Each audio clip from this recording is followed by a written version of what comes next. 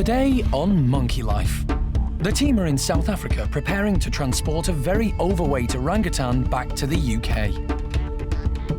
First she will be angry, then she will protest. But it's Jeremy who gets locked in the crate. See, everything's going according to plan here. And the Bachelor Boys are having a duvet day.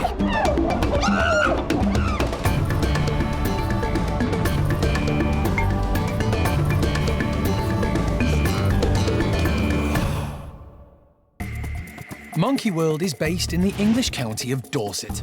It's home to more than 240 monkeys and apes and is the largest sanctuary of its kind on the planet. Alison Cronin and her team rescue and rehabilitate primates from all over the world. Everybody's brilliant, really good. Today they're travelling 6,000 miles to South Africa to meet an orangutan living near Johannesburg.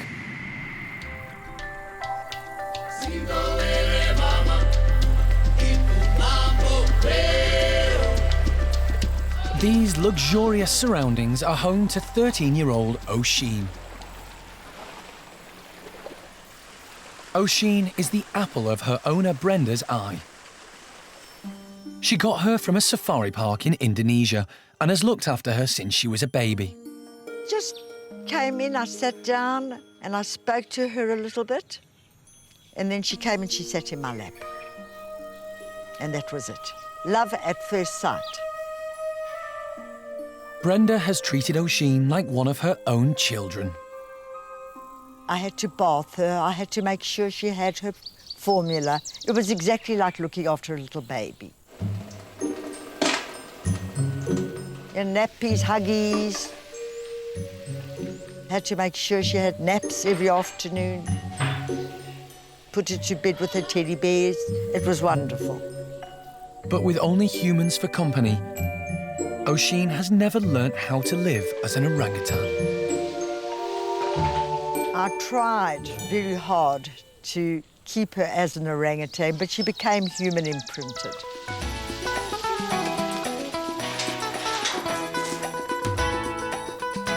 When she saw everybody walking upright, one day she got up and walked. As she's got older, Oshine's become stronger and difficult to discipline. She eats anything she can get her hands on and is now dangerously obese. Can I have the biscuits, please? Time for Mama. I'm trying to put on diet. It's not easy because she's terribly spoilt. You know, some of the staff just give her sweeties through the window. I don't allow her to have Coke anymore. Oshine can do no wrong. Brenda loves to entertain her and she's even allowed to drive. You want to come up here? She was so spoiled, she knew Mummy would let her do things, so she just carried on doing.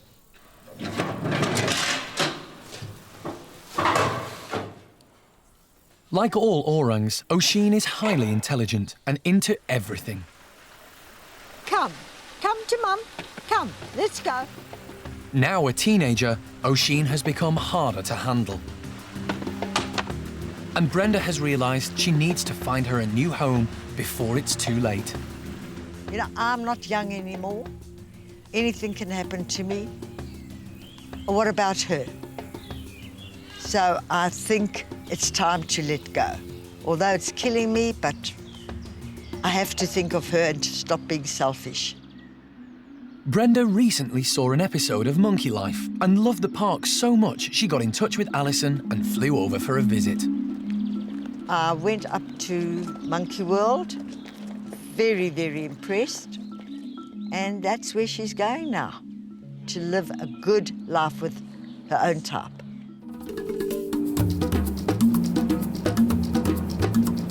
Alison, animal director Jeremy Keeling and wildlife vet John Lewis are nearing the end of their mammoth journey. We've just landed in South Africa and we're on our way out to meet Oshine for the very first time at Brenda's home, so we're all really excited.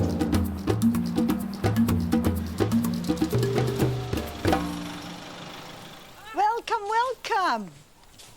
How's it darling. Oh, there's a lot of you. Good to see you again. This trip has been months in the planning.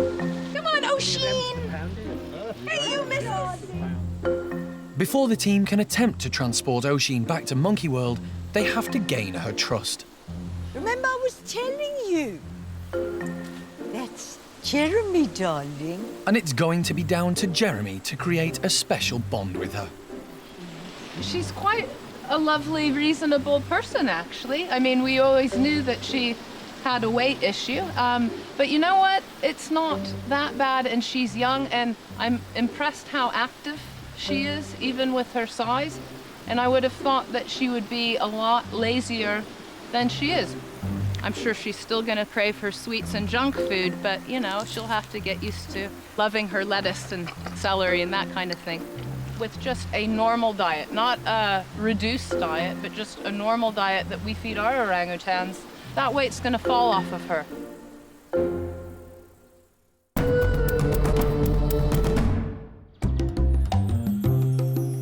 While Oshine is savouring her last marshmallows, back at Monkey World, a healthy and nutritious breakfast is being prepared for the orangs there.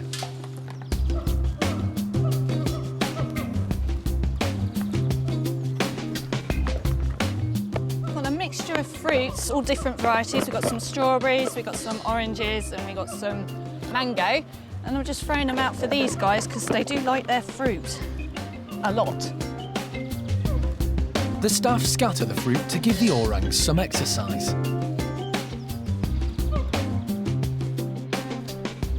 They're naturally quite sedate primates and don't move around unless they really have to.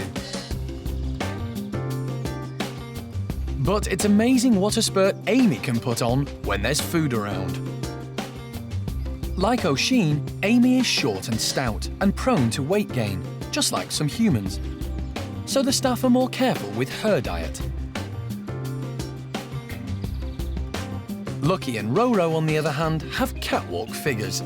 Being tall and slender, they don't have to worry so much about what they eat.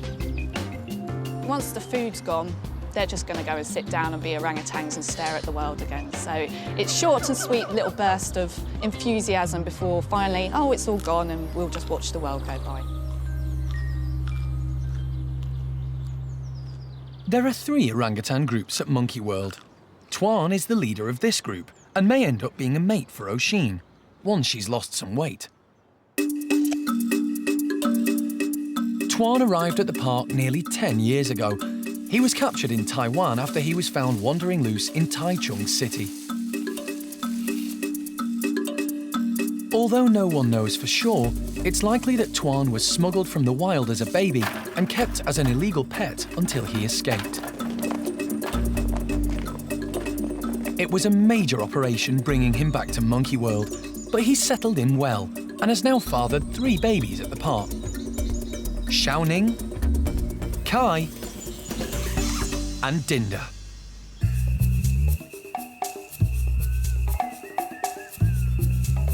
In South Africa, the crate that carried Tuan to Monkey World has arrived for Oshine.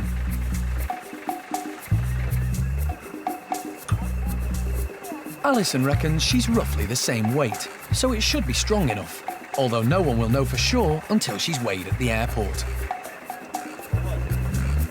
I'm pretty confident. This box carried Tuan all the way from Taiwan, which was a 24-hour journey.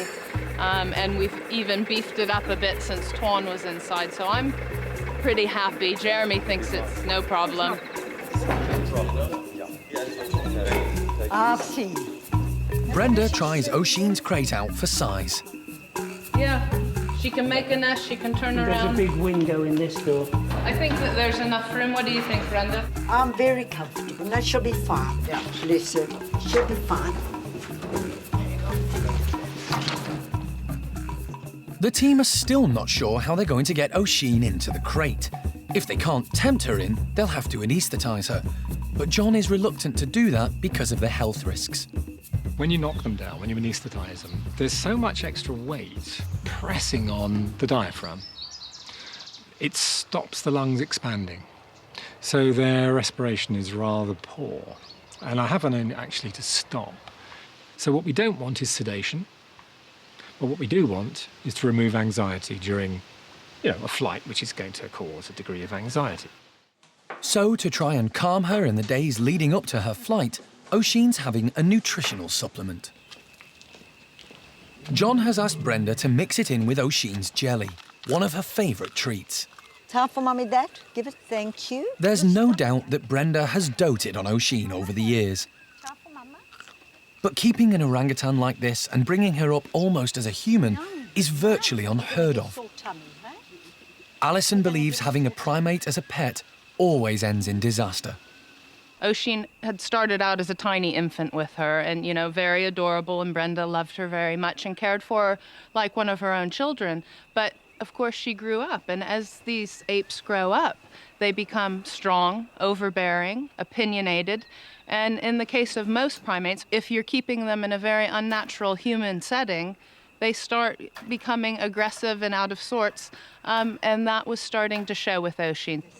Careful. Oshine's now reached adolescence. She needs to find a mate.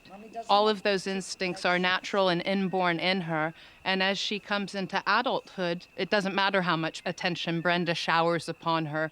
Oshine has other needs, and that's to find a mate and have companionship with other orangutans. Jeremy is still trying to gain Oshine's trust. He has a special relationship with orangutans, and if anyone can succeed, he can. Over the years, he's hand-reared several at Monkey World, including Amy, who he still has an amazing bond with to this day. And her son Gordon, who he looked after immediately after he was born. All the orangs love him. But Oshine hasn't made up her mind about Jeremy and is still testing him. You're so ticklish, aren't you? It may look like he's playing with Oshine, but he's trying to let her know, in a very friendly way, that he's in charge.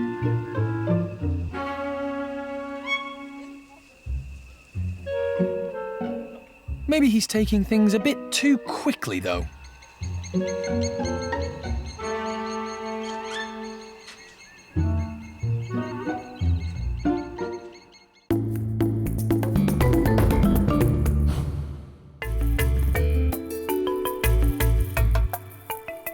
Alison and her team are in South Africa, preparing to transport 13-year-old Oshine back to Monkey World. The time has come to introduce Oshine to the crate which will be used to carry her to her new home. What's this? Well, this is pretty. Let Mummy go inside. Ideally, they want her to climb in of her own accord to avoid having to anaesthetise her. Mummy's sitting here. Look, Oshine, come look here. They're trying to turn it into a play session, but Oshine can't work out what all the fuss is about. What are you doing, darling? Come sit here with Mum. Hello. Come sit with Mum. Sit nicely. Finally, she decides to give it a go, but she's careful to keep a grip on the outside.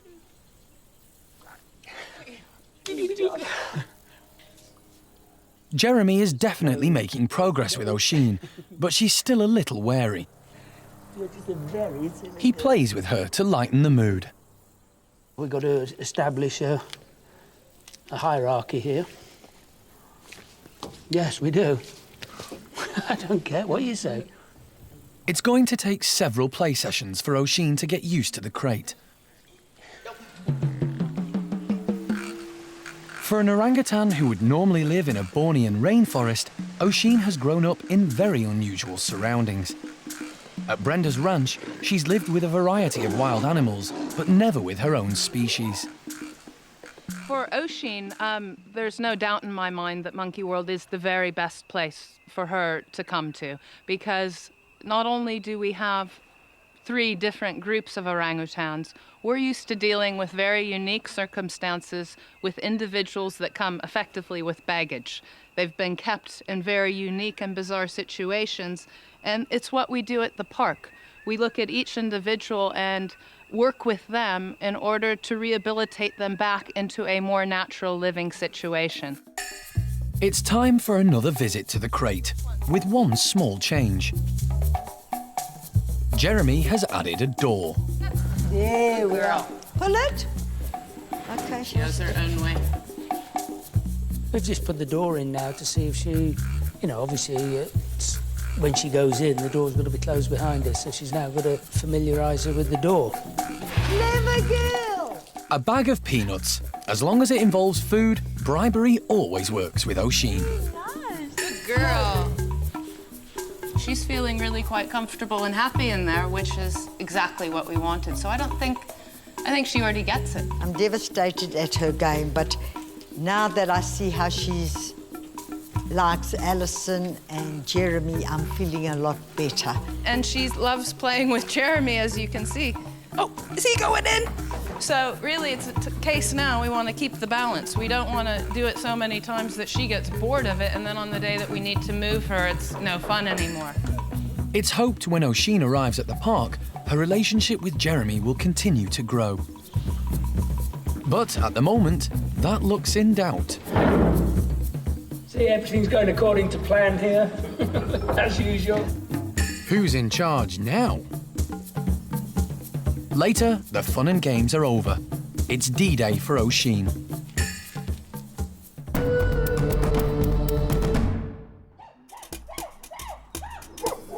While Oshine is playing with Jeremy, thousands of miles away, there's lots of fun and games going on at Monkey World too.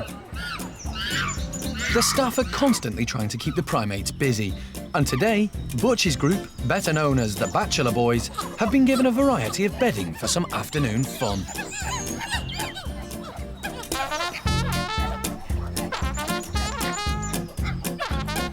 Ben is interested in the blankets, but he's in no rush and finds a leisurely way of heading down to investigate. Sammy, on the other hand, is straight in there, favouring the blue blanket. Ben is the youngest and newest member of the group, but he shows he's already feeling at home with the bachelors by going straight for a pillowcase. Low-ranking Seamus isn't interested in blankets, but is definitely up for playing with his old pal Ben from nursery days. However, Ben decides he's much more interested in his bedding. Alpha male Butch and Jester, his number 2, watch what's going on, but aren't terribly impressed. Joint second-in-command Buxom knows that as a high ranker, he can have whatever he wants and go wherever he wants. So he heads up high with his blanket collection for some me time. Sammy's now decided that red is maybe more his colour. While Buxom's got his hands full, Ben cheekily pinches his blue towel. Just one more blanket and time for a snooze.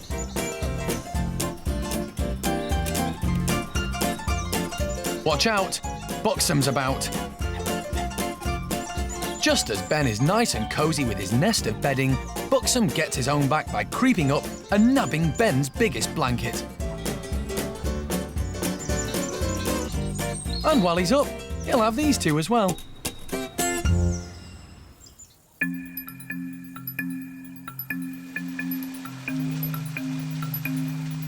This is Oshine's last day in South Africa. But I'll be okay. Yeah, you will. I'll be okay. Within hours, she'll be boarding a flight to the UK. Everyone at the airport is expecting her, but the big question is, can Jeremy persuade her to climb into the crate, or will she need to be anaesthetised? Well, we've got everything sorted, and it's about time to go, really. You know, she's a little bit agitated because she hasn't had her normal routine this morning. You know, she's waiting for her breakfast, and we've not given her anything in case walking her into the box willingly doesn't work out. John's all ready and prepared to give her an anaesthetic, so really she can't have a full belly of food. So she's a bit pissed off because she hasn't had her breakfast. We've had playtime. She's okay. Obviously something's not quite normal because the waitress hasn't delivered the food as normal, which is not good. But apart from that, everything's fine. She's starting to get a little bit edgy, you know, even with Jeremy here. It's all nice and she respects him and so on, but she's not happy. She's not had breakfast. Now. Everybody's mucking about and she's, you know, a bit. That's why I'm keeping my distance here, because she has zero respect for me, and that's okay. You don't need to. But this is your man and you got to listen to him. You're a good girl. I know. I know. See, she's trying to look around behind me to see what I might have in my pockets or if I've got any snacks or treats. And I don't have anything. I'm really boring today. Today's the big day, but as far as Oshine's concerned, it's another play session. There we go. But everyone else is on tenterhooks. She seems impressed by the blankets and wood wool the team have put in the crate for her journey, We'll go here. You go, Puddin'. and can't resist taking a closer look. This is all part of the plan. But will she fall for it? A bit more. Wait a minute, But let me- see what you think. She isn't easily fooled. She still has a firm grip on the outside world. She's got a foot ready to. No, that's If Jeremy doesn't act quickly, their whole plan could fall apart. Hey, what's that doing there? Just put that in there. Is that right?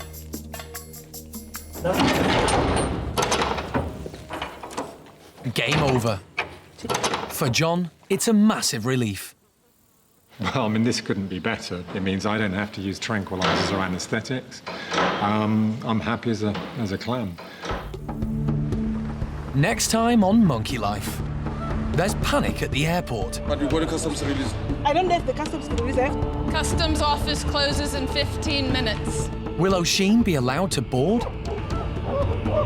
And in Paddy's group, cheeky youngster Bart hitches a lift.